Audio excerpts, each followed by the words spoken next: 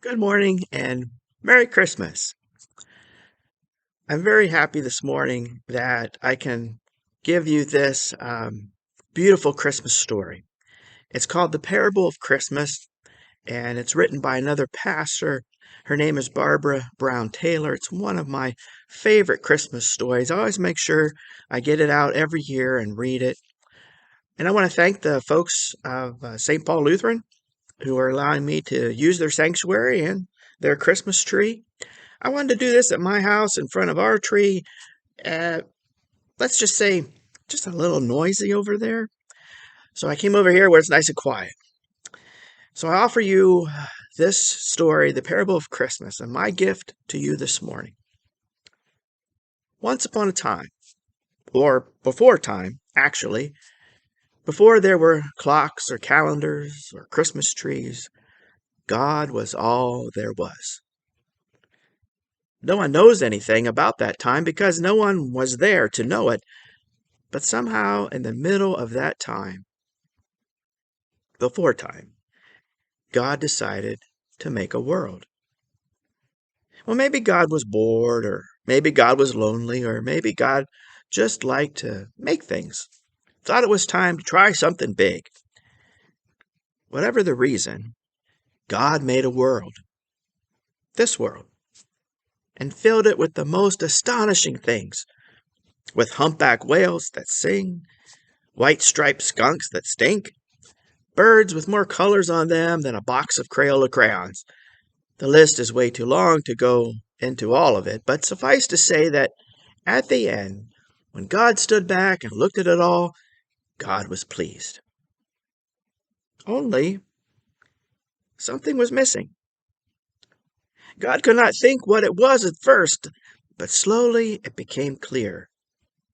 Everything God had made was interesting and gorgeous, and it all fit together really well, only there was nothing in the world that looked like God. Exactly. It was as if God had painted this huge masterpiece and then forgotten to sign it. So God got busy making a signature piece, something made in God's image so that anyone who looked at it would know who the artist was. At first, God had one single thing in mind, but realized in the process that one thing by itself was not the kind of statement God wanted to make. After all, God knew what it was like to be alone. And now, with the creation of the world, he also knew what it was like to have company. And company was definitely better. So God decided to make two things instead of one, which were alike but different. And both would be reflections of God, a man and a woman, who would keep God and each other company. The flesh was what they were made out of, flesh and blood, wonderful medium, extremely flexible, warm to touch. And since God, strictly speaking, was not made out of anything at all, but was pure mind and pure spirit, God was very taken with flesh and blood. Watching the two creatures yawn and stretch, laugh and run, God was surprisingly more than a little envious of them. God had made them, it was true, and knew how fragile they were, but their very breakability made them more endearing somehow. Before long, God fell in love with them. God liked being with them better than any other creatures, and especially liked walking with them in the garden in the cool of the evening. It almost broke God's heart when they got together and did the one thing that God asked them not to do, and then they hid. And while God searched the garden until way past dark, calling their names over and over again, things were different after that. God still loved the human creatures best of all, but the attraction was not mutual. Birds were crazy about God, especially the ruby-throated hummingbirds. Dolphins and raccoons could not get enough of God, but human beings had, other things on their minds.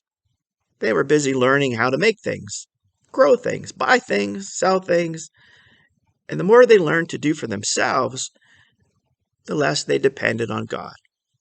It was not long before most human beings forgot all about God. They called themselves self-made men and women, as if that were a plus and not a minus. They honestly believed that they had created themselves.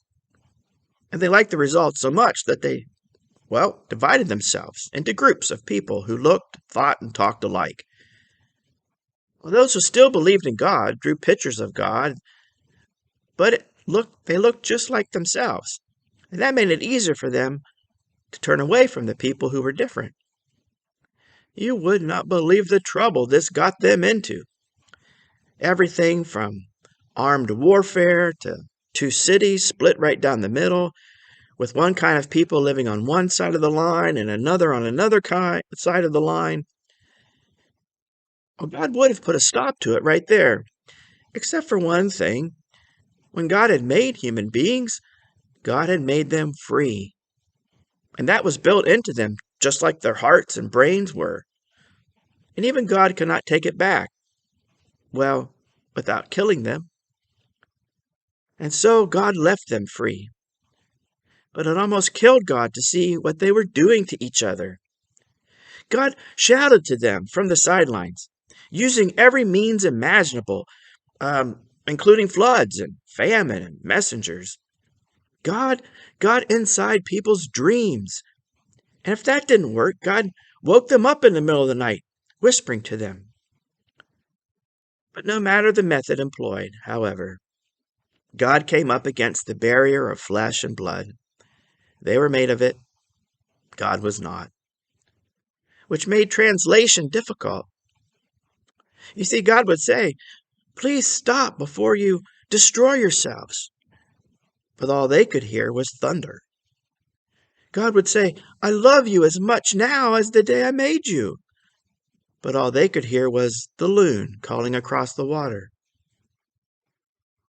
Now, babies were the exception to this sad state of affairs. While their parents were all but deaf to God's messages, babies did not have any trouble hearing God at all. They were all the time laughing at God's jokes or crying when God cried, which went right over their parents' heads. Colic, the grown-ups would say, or "Isn't she cute? She's laughing at the dust mites in the sunlight." You know, babies did not go to war. They never made hate speeches or littered or refused to play with each other because they belonged to a different racial, ethnic, or political group.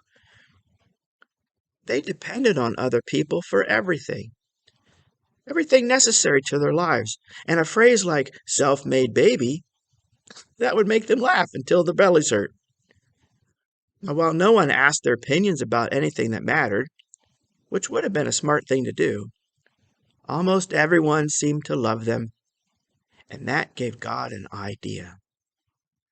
Why not become one of these delightful creatures? God tried the idea out on the cabinet of archangels, and at first all the angels were very quiet. Finally, the senior archangel stepped forward to speak for all of them. He told God how much they would worry if God did that. God would be at the mercy of the very creatures God had created. People could do anything they wanted to God. And if the idea, seriously, was that God would become one of them, there would be no escape if things turned sour. Couldn't the plan be revised to include just a few special powers? It wouldn't take much. Just the power to become invisible, for instance, or to put on some sort of protective skin.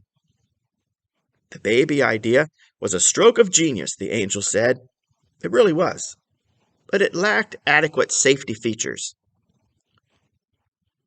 Well, God thanked the archangels for their concern, but said being a regular baby was the most important part of the plan. How else could God gain the trust of humans? How else could humans be persuaded that God knew their lives inside out, unless God lived a life like theirs? There was risk, God knew that, Okay, there was high risk, but that was part of what God wanted these loved ones to know, that God was willing to risk everything to get close to them, in hopes that they might, again, love God. It was a daring plan, but once the angels saw that God was dead set on it, they broke into applause. And not the uproarious kind, but the steady kind that builds and goes on and on and on. When you have witnessed something you know you will never see again, that kind of applause. While they were still clapping, God turned around and left the cabinet chamber. Shedding robes along the way, the angels watched as God's midnight blue cloak fell to the floor. Then a strange thing happened. Where the robes had fallen, the floor melted and opened up to reveal a scrubby brown pasture speckled with sheep, and right in the middle of them, a bunch of shepherds sitting around a campfire, drinking wine out of a skin. It was hard to say who was more startled, the shepherds or the angels. But as the shepherds looked up at them, the angels pushed their senior member to the edge of the hole. Looking down at the human beings who were all trying to hide behind one another, the angel said in a gentle voice as he could muster, "Don't be afraid. I'm here to announce a great and joyful event that is meant for everybody. A Savior has been born in David's town, a Savior who is the Messiah and Master." And away up on the hill, from the direction of the town, came a tiny sound, the cry of a newborn baby. Isn't that just the greatest Christmas story? Again, I wish you and your family just a blessed Christmas. I urge you to, in the midst of all the other presents, to really look upon one another and see one another as the gift that God has given to you. We thank you for his son Jesus, of course, but I'm even more thankful that Jesus is there with you and your family. Merry Christmas. I'll see you back at church on Sunday. Bye-bye.